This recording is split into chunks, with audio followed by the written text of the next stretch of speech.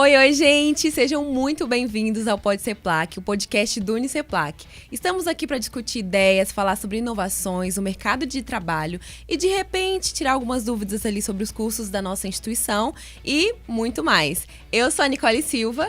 Eu sou a Gabriela Pereira e juntas nós vamos apresentar esse episódio. Hoje o episódio é especial do Dia das Mulheres, que a gente não é só uma homenagem, para a gente falar também das lutas e das conquistas. Hoje estamos aqui com a professora Dayana, professora do curso de Direito do Uniceplac. Seja bem-vinda, professora. Obrigada por ter aceitado o convite. Bem-vinda. Gente, hoje eu estou duplamente feliz, né? Estou duplamente feliz. Primeiro, pelo convite para estar presente aqui hoje. E segundo, por compor essa mesa tão representativa, né? Uma mesa eminentemente feminina. Então, agradeço o convite para estar aqui com vocês, compondo esse espaço de diálogo e de reflexão. A gente que agradece, a gente ficou muito feliz e muito honrada. Professora, nossa, que bom ter você aqui. Como que foi sua trajetória de vida acadêmica e profissional até você chegar aqui, onde você está hoje?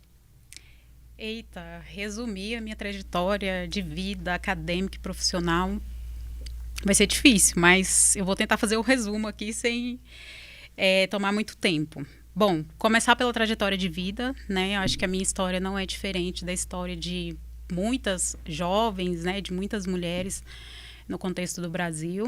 Eu venho de uma família simples, minha mãe é dona de casa, meu pai é motorista, né? Foi caminhoneiro muito tempo, depois transporte rodoviário. Eu tenho 2 irmãos, então nós somos em 3 lá em casa. E nesse contexto de uma vida simples, minha mãe sempre impulsionou muito a gente para estudar. Né? Mesmo nesse contexto de vida simples, minha mãe sempre deu muita prioridade para os nossos materiais escolares e eu sempre fui uma aluna que gostava de conhecer as coisas. Então, eu gostava de saber das coisas, eu tinha muita curiosidade. Né? E nesse contexto, eu sempre fui muito dedicada dentro da escola e minha mãe sempre impulsionou muito. Então, eu sempre ouvia muito minha mãe falar: a educação é o que a gente tem para deixar para vocês. Então, né? Sua mãe te inspirou bastante, né? Minha mãe me inspirou bastante. E nesse contexto de vida, eu sempre estudei em escola pública e eu sempre tive um sonho de ser advogada, desde a minha educação básica. E isso permaneceu durante a minha adolescência, o meu ensino médio, né? E aos 18 anos eu terminei o 2º grau e aos 19 anos eu não fugi das estatísticas das adolescentes que engravidam na idade ainda da adolescência, né? Ainda não entraram para a idade de ser considerada mulher, porque a OMS considera adolescente até 19 anos. Então, em 2010, as estatísticas diziam que 21,6% das adolescentes compunham quantidade de mulheres que davam luz, né, às crianças nessa fase. E eu não fugi dessa estatística. Então, a maternidade foi um desafio muito grande para eu alcançar o sonho que eu tinha, que era formar em direito, né? Que era me tornar advogada. E é aí que começa, talvez, a minha trajetória profissional. Eu fico longe da academia há 8 anos, né? Eu tive meu filho, casei. Nesse período de 8 anos, eu tive uma 2ª filha. E eu fico 8 anos fora da academia. Mas o meu sonho permanece aceso, latente. Então, quando foi em 2007, eu decidi que ia fazer o Enem. Né?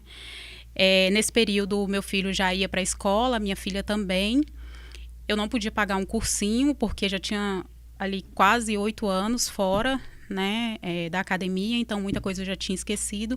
E aí eu me organizei da seguinte forma. Eu tinha todos os meus cadernos de 2º grau guardados, porque eu sempre fui muito de anotar tudo, de ter as minhas anotações no caderno. Eu sempre estudava só pelas minhas anotações. Então, eu tinha meus cadernos ainda guardados. Então, eu elaborei o seguinte cronograma. Enquanto meus filhos estiverem na escola à tarde, eu vou pegar os meus cadernos e vou repassar as matérias que tem ali. E para estudar para redação, que era uma nota importante, né, para o Enem, eu vou ler as notícias de jornais e vou escolher um tema do Brasil ou do mundo e vou redigir uma redação de 30 linhas. Então, foi assim que eu me preparei para fazer a prova do Enem. Durante o ano de 2007, Eu, às tardes, quando os meus filhos estavam na escola, durante a semana, eu fazia revisão do material que eu tinha nos meus cadernos de segundo grau. E me preparava também, redigindo um dia da semana, eu dedicava para fazer uma redação. E aí, em 2008, eu alcancei, né, fui contemplada com uma bolsa para ingresso ao ensino superior por meio de um programa de ação afirmativa. E é assim que nasce a minha história na Uniceplac, né? É assim que eu começo a caminhar profissionalmente. Então, esse foi um importante momento da minha vida, pessoal e profissional, porque é aí que nasce o meu caminho profissional. E foi um importante momento para a minha família também, porque no âmbito da minha família, da minha casa, eu fui a primeira pessoa a ingressar no ensino superior. Nossa. Né? Isso faz uma diferença nisso. Isso fez uma diferença, né? Fez uma diferença para mim, fez uma diferença para os meus pais, faz uma diferença para os meus irmãos. Sim. E faz uma diferença para as pessoas que estão próximas e que veem também naquele passo uma possibilidade de também alcançarem o acesso ao ensino superior, né? Então, eu sou muito grata a um programa de ações afirmativas que me permitiu o acesso ao ensino superior. Sim. É aí que a minha vida começa profissionalmente e esse contexto social também muda, né? Então, eu deixo de ser uma pessoa que tem o ensino médio e passo a fazer parte de um nicho de pessoas que acessam o ensino superior. Então, academicamente, eu formo na extinta Faciplac, né? Hoje, Uniceplac. Eu formo em 2013, lá na Faciplac. Depois disso, eu fui fazer pós-graduação. 2 anos depois, eu regresso para lá na qualidade de docente, né? Isso também tem um forte impacto para mim. Então, eu volto 2 anos depois para ministrar a disciplina de Direito e Processo do Trabalho no âmbito do Núcleo de Práticas Jurídicas, que a gente atende a coletividade, né, as pessoas que não podem contratar um advogado particular. Então, a gente faz o atendimento dessas pessoas, acompanha o processo até o final, faz toda a demanda, com o auxílio dos alunos que estão na fase de estágio na faculdade. Né? Isso começa também a me impulsionar para um mestrado, porque eu começo a ver que a pós-graduação não é suficiente para aquela curiosidade que eu tenho. Eu começo a perceber a educação como um movimento que tem que estar o tempo inteiro, né, desbravando outros conhecimentos, né, a gente precisa se aprofundar, então eu começo a migrar para o mestrado. Então, em 2019, eu ingresso no mestrado em Direitos Sociais e Processos Reivindicatórios. Eu sempre fui muito desse movimento de contemplar os direitos sociais, né? Não à toa eu sou advogada de Direito do Trabalho, Sim. né? Que é um direito social super importante. Então, eu vou para o mestrado em Direitos Sociais e Processos Reivindicatórios. Quando eu estou na fase final das disciplinas, né? O mestrado são 2 anos. Quando eu estava no final do primeiro ano, estava já terminando as minhas disciplinas, surge um edital para o mestrado em saúde coletiva na UNB. E nessa época eu já estava estudando muito sobre as questões relacionadas às mulheres. Questões de saúde da mulher, questões dos direitos das mulheres, né? Nos diversos âmbitos. E surge esse edital. E aí eu submeti também um projeto lá. Fui aprovada na seleção do mestrado em saúde coletiva. Como eu já estava terminando as minhas disciplinas, eu resolvi encarar, né? Mesmo tendo que fazer a dissertação lá nos Direitos Sociais e Processos Reivindicatórios, eu decidi dar continuidade, fazer a matrícula para fazer o mestrado em saúde coletiva. Então, eu fiz o mestrado também em saúde coletiva, lá na UNB. Finalizei no ano de 2022. E em 2022, eu submeti projetos também para o doutorado em 2 programas que eu tinha interesse. Um na saúde coletiva e o outro nas ciências sociais, e fui aprovada no doutorado. Então, hoje, atualmente, academicamente, eu estou doutoranda no Instituto de Ciências Sociais da UNB.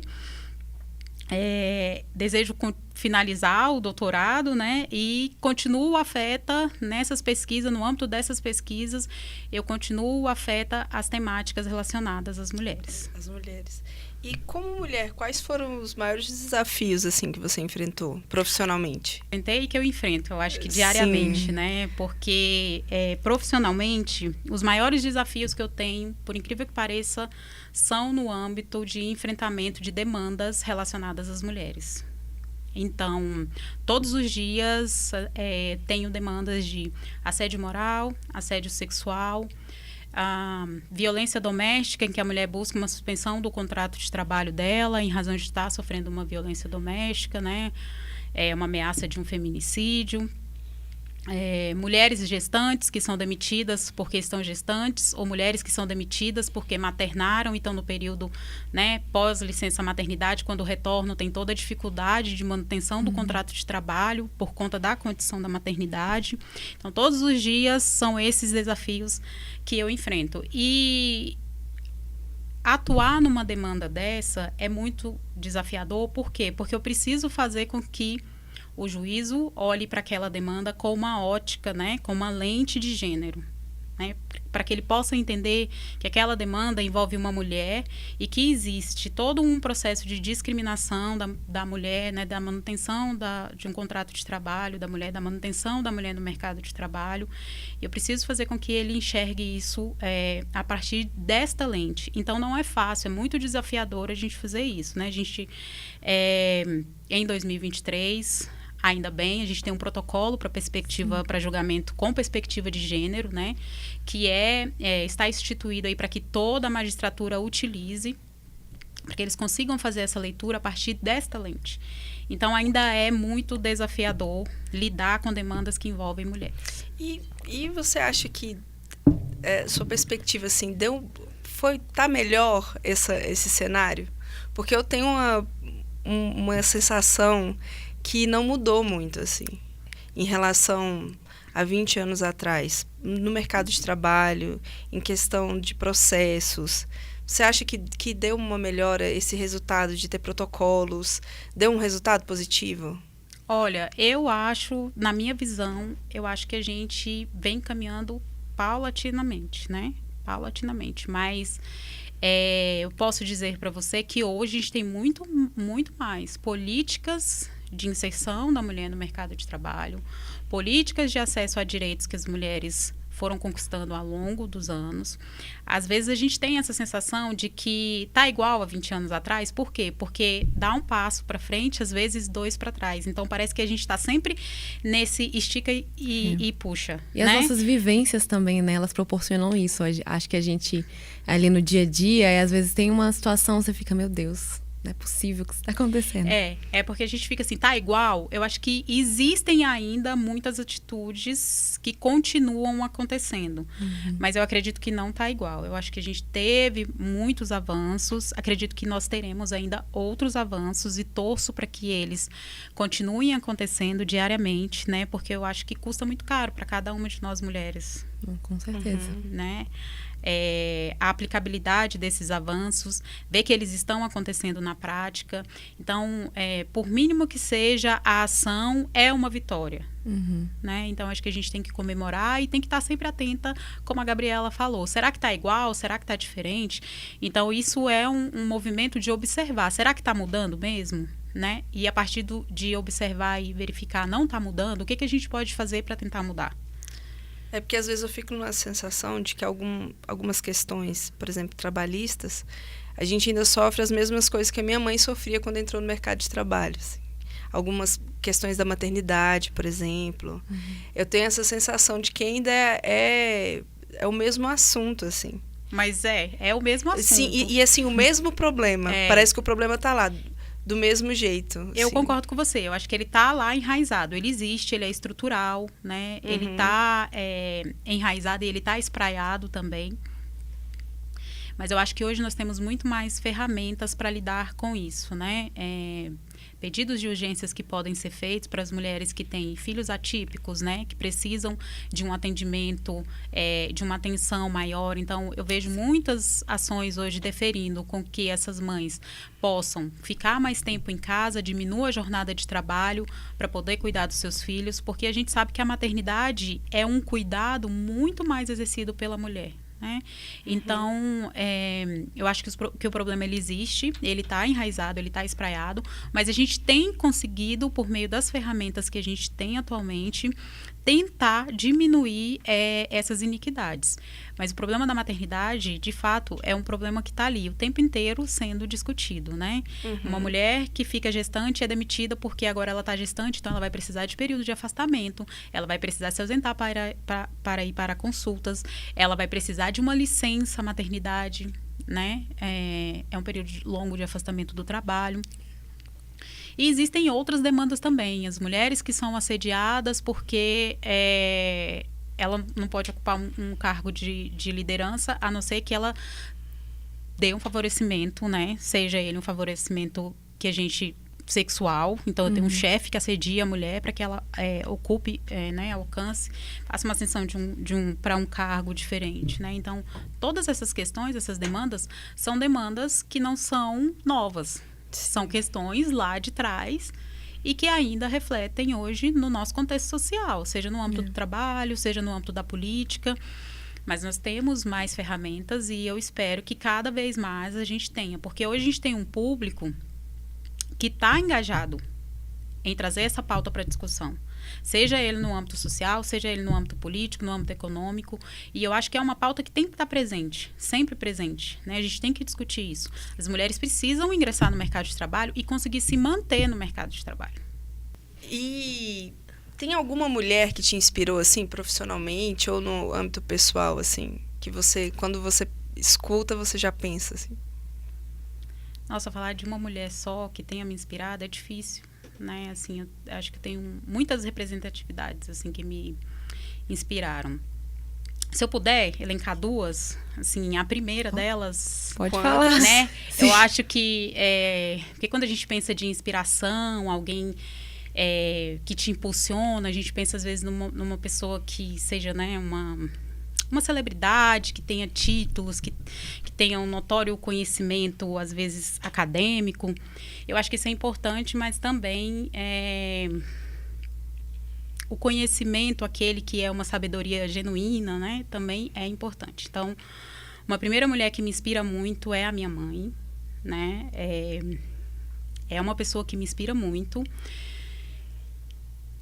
Não tem título, mas tem muita sabedoria. Então, uma mulher que me impulsiona a buscar ser sempre melhor, como pessoa, como profissional. Tem sempre um conselho muito bom para dar. Tem sempre uma forma de direcionar um caminho, assim. Acho que esse caminho seria um bom caminho, né? E é uma mulher que não só impulsiona a mim, mas como impulsiona outras pessoas ao redor. Então, minha mãe, para mim, é uma referência, né, do gênero feminino. Academicamente, uma referência para mim é a Lélia Gonzalez, né, uma ativista, filósofa, foi antropóloga, professora, uma acadêmica que colocou a sua intelectualidade em favor da luta das mulheres. Né? Então, ela é uma pessoa que me inspira muito academicamente. E se eu posso trazer assim, mais duas pessoas para próximo que me inspiraram durante a minha trajetória acadêmica, né? Acho que a gente sempre tem professores que nos inspiram. E tiveram duas professoras que me inspiraram muito durante a graduação, que foi a professora Marta e a professora Cristiane. Então, são duas mulheres que me inspiraram, são duas advogadas, militantes, atuantes na área em que eu atuo e que sempre me inspiraram na graduação. E assim, durante a sua caminhada, existem momentos que marcam, né? Muitos momentos, com certeza. Queria que você elencasse aí os momentos que mais te marcaram. Tem muitos momentos, realmente, tem muitos momentos. Mas eu acho que eu vou elencar dois. Eu já falei que, né, o acesso ao ensino superior foi um momento muito importante para mim e para minha família. E fora isso, eu vou elencar dois. O primeiro deles foi ocupar uma cadeira na docência no ensino superior no curso de Direito. Né? Acho que isso é um momento muito marcante na minha vida, pessoal e profissional. Nós temos poucas mulheres docentes, né, no curso de Direito. É um curso eminentemente masculino. Isso tem mudado ao longo do tempo, mas ter me tornado docente do ensino superior é um marco muito importante para mim na minha vida. E o outro é o acesso ao doutorado, né? Da população, da quantidade de pessoas que compõem um curso de doutorado no Brasil, as mulheres representam 0,4%, né? Nessa condição de doutorado. Então, é um quantitativo ainda muito baixo, né? E compor esse espaço, né, que é um espaço que as pessoas dizem de poder saber, mas é um espaço de reflexão, né? Inclusive dessa circunstância e dessa condição, né? Porque que nós temos tão pouco acesso de mulheres no doutorado, é um marco para mim, porque me faz pensar o quanto o muro ainda é alto para a gente escalar.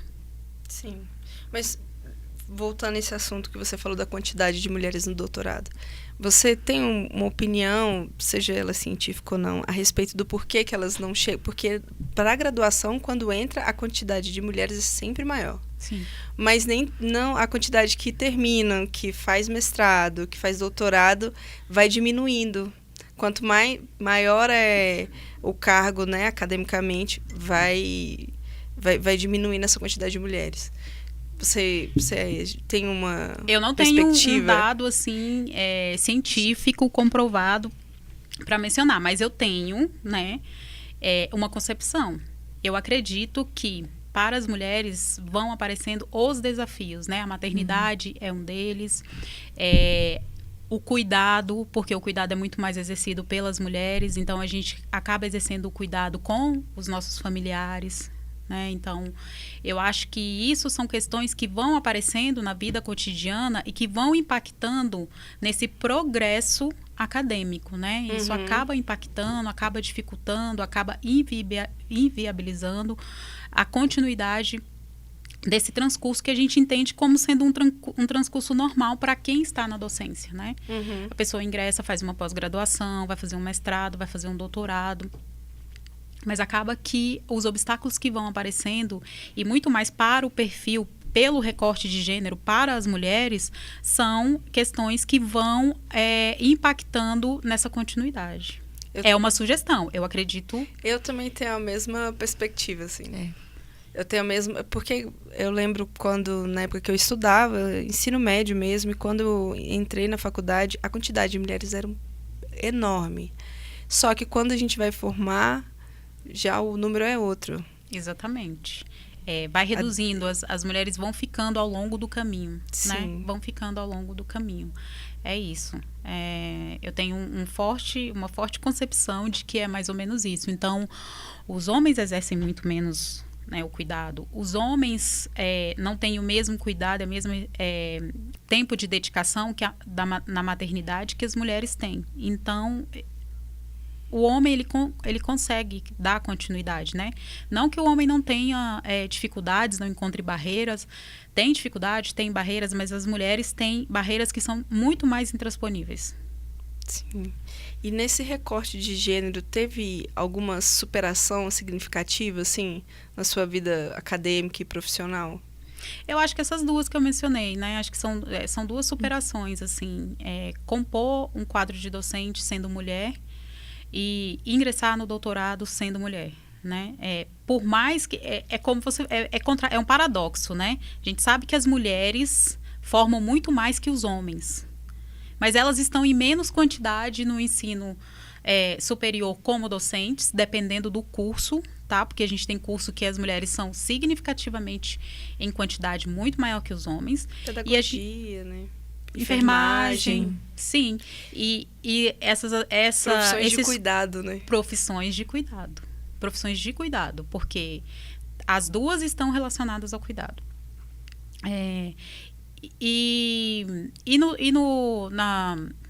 No doutorado não é diferente, né? A gente vê que as mulheres estão presentes. Na minha turma de doutorado, eu acho que tinha um homem, as demais eram mulheres. Claro que são turmas menores, né? Mas no meu contexto era esse. Professora, e assim, até você chegar nesse lugar, né, de doutoranda, que, nossa, uau, eu tô aqui impressionada, assim, com toda a sua carreira, sua trajetória, mas você enfrentou algum tipo de discriminação durante essa caminhada? Olha, eu particularmente nunca passei por nenhum episódio assim que eu tenha identificado como discriminatório. Eu acho que eu tinha conhecimento de todo um processo de iniquidade relacionado ao gênero. Acho que o recorte de gênero sempre foi muito presente na minha vida. Eu sempre tive muita consciência, né, do recorte de gênero e dos outros recortes também, racial, de classe. Mas não tem nenhum episódio que seja assim marcante para eu lembrar de um processo de discriminação no âmbito acadêmico. O que eu já passei de processos de discriminação é no âmbito profissional mesmo. Então, isso acontece quase todo dia, né? Às vezes a gente está numa audiência, do lado de cá é uma mulher e do lado de lá é um homem. E nitidamente fica caracterizado ali que ele tenta cortar a sua fala, né? Ele tenta podar o que você vai falar, ele tenta limitar a defesa do interesse do meu cliente, simplesmente porque ele está vendo ali que do outro lado é uma mulher. Então, fala mais alto. E eu sempre lido com muita tranquilidade com isso, porque eu tenho um olhar muito atento para isso, né? Então, eu lido sempre com muita tranquilidade, mantenho, né, a voz firme, tenho conhecimento da demanda, falo sobre o direito. Então, é isso, assim, discriminação eu já passei muito em audiência. Não são todos, né? Geralmente a gente tem colegas que são muito tranquilos, são muito simpáticos, a gente está ali demandando direitos diferentes, mas existe respeito mútuo. Mas eu já passei por questões assim em audiência, então profissionalmente. Academicamente, eu nunca senti assim um processo de discriminação. Acho que diferente de outras mulheres que têm processos, que relatam processos, né, discriminatórios acadêmicos, eu nunca passei por isso. Espero não passar.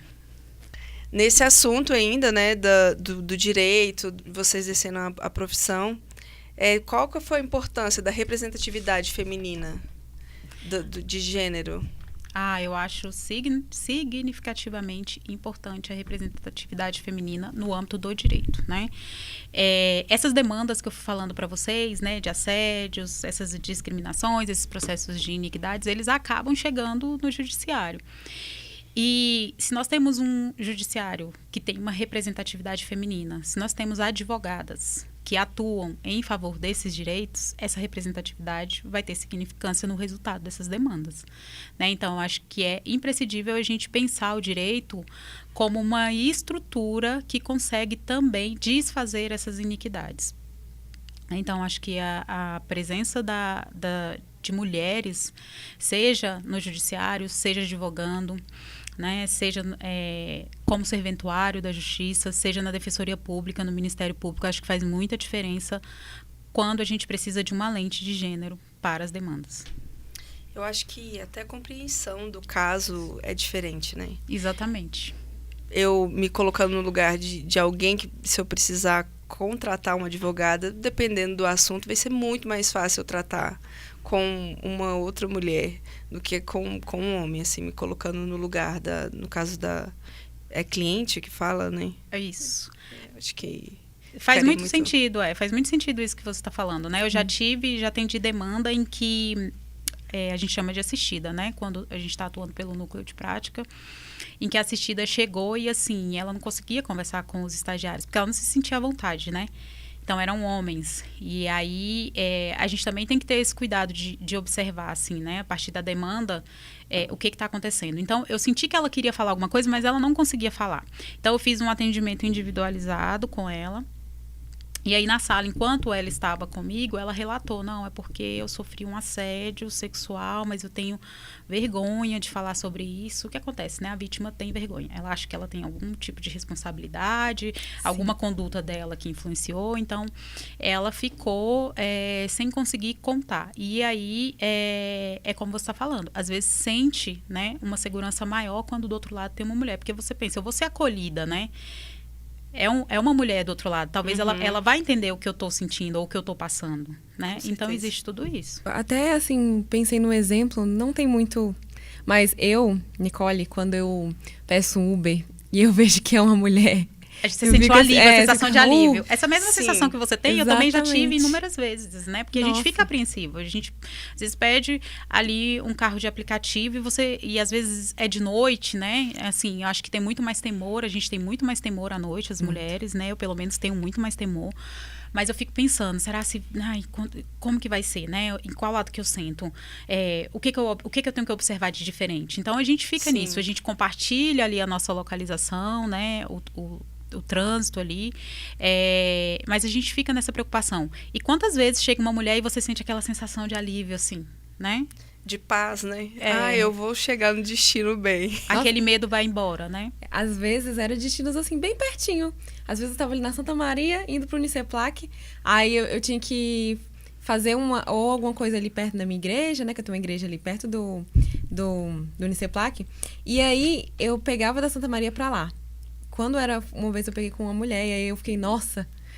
E fui conversando com ela ali o caminho todo e tal. Não que eu não tenha pegado Ubers com caras que foram legais também, mas na maioria das vezes... Não, dá uma tranquilidade, com certeza. Eu, numa viagem que eu fiz, eu fiz sozinha uma viagem acadêmica, né? Para apresentar um trabalho. E como eu estava sozinha, então eu tinha muito medo, mas eu precisava usar Uber ou usar táxi, né? E numa das chamadas foi uma mulher, né? E aí, quando eu entrei no carro, eu falei, nossa, eu fiquei tão feliz quando eu abri a porta que eu vi que era você. Ela falou assim, isso acontece muito. Ela falou que ela rodava à noite. Eu falei, mas você não tem medo por ser mulher, você roda à noite, mais perigoso, né? Ela falou assim, olha, eu tenho receio, mas eu preciso trabalhar. Mas eu tenho o cuidado dos lugares onde eu vou rodar.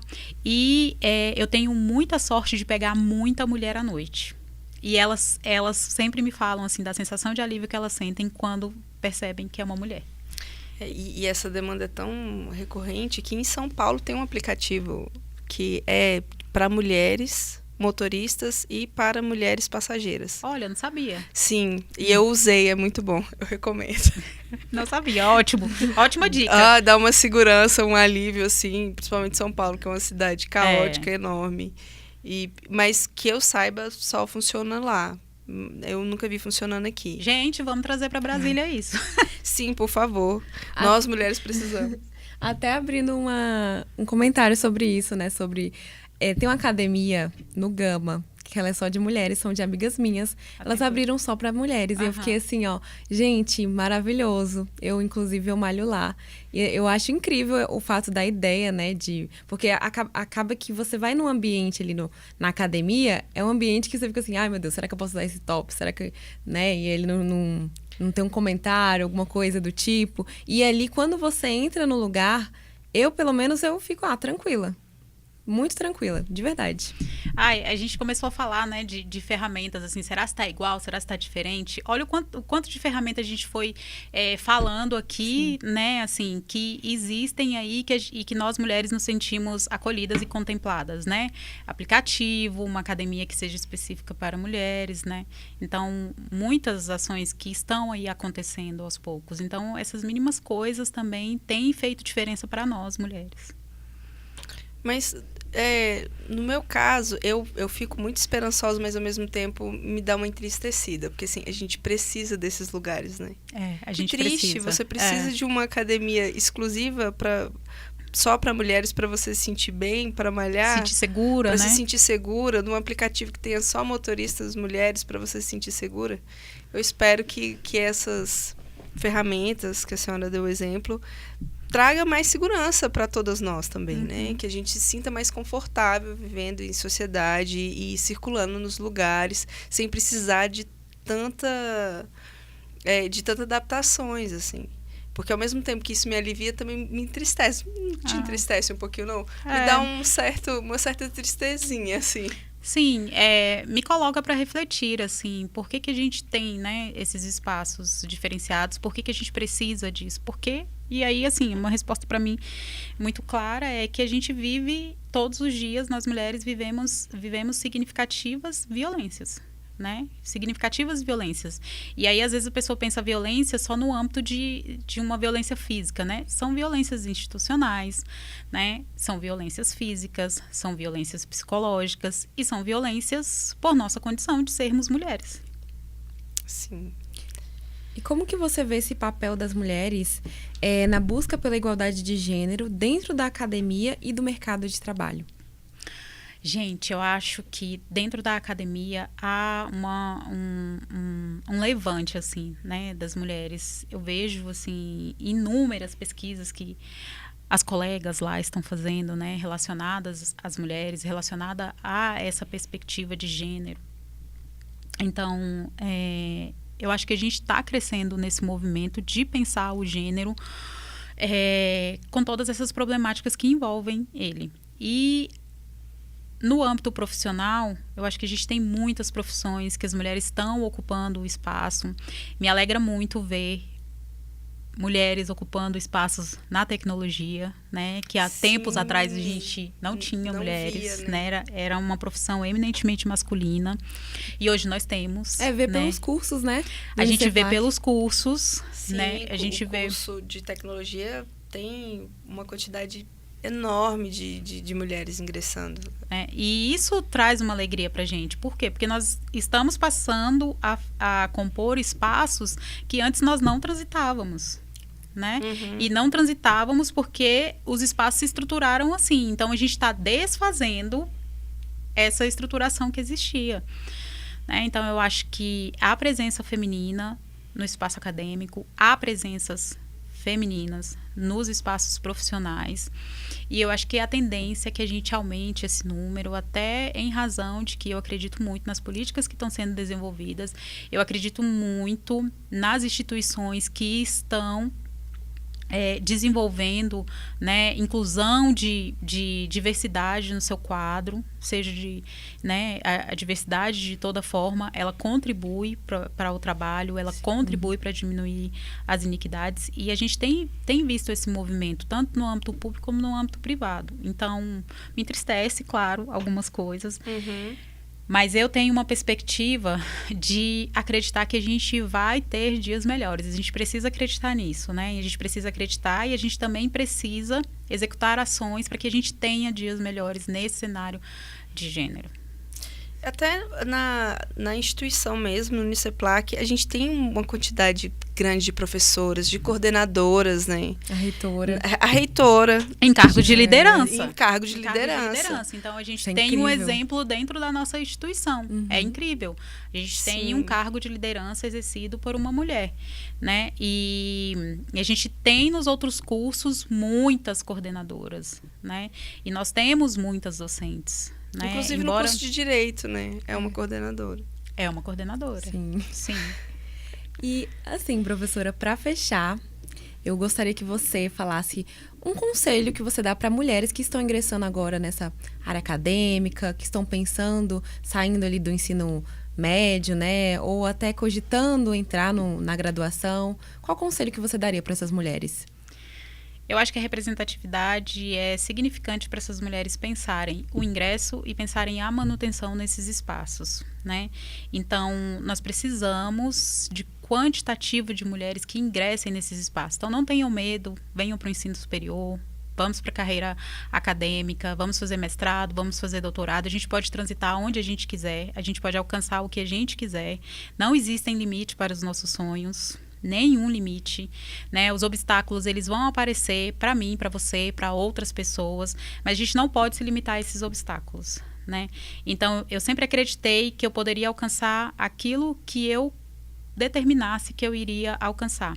Talvez levaria um pouco mais de tempo por conta desses recortes que a gente sabe que eles são estruturais, mas eu sempre tive em mente que eu alcançaria, né? Então, que eu deixo de recado para as mulheres podem vir que a gente pode tudo.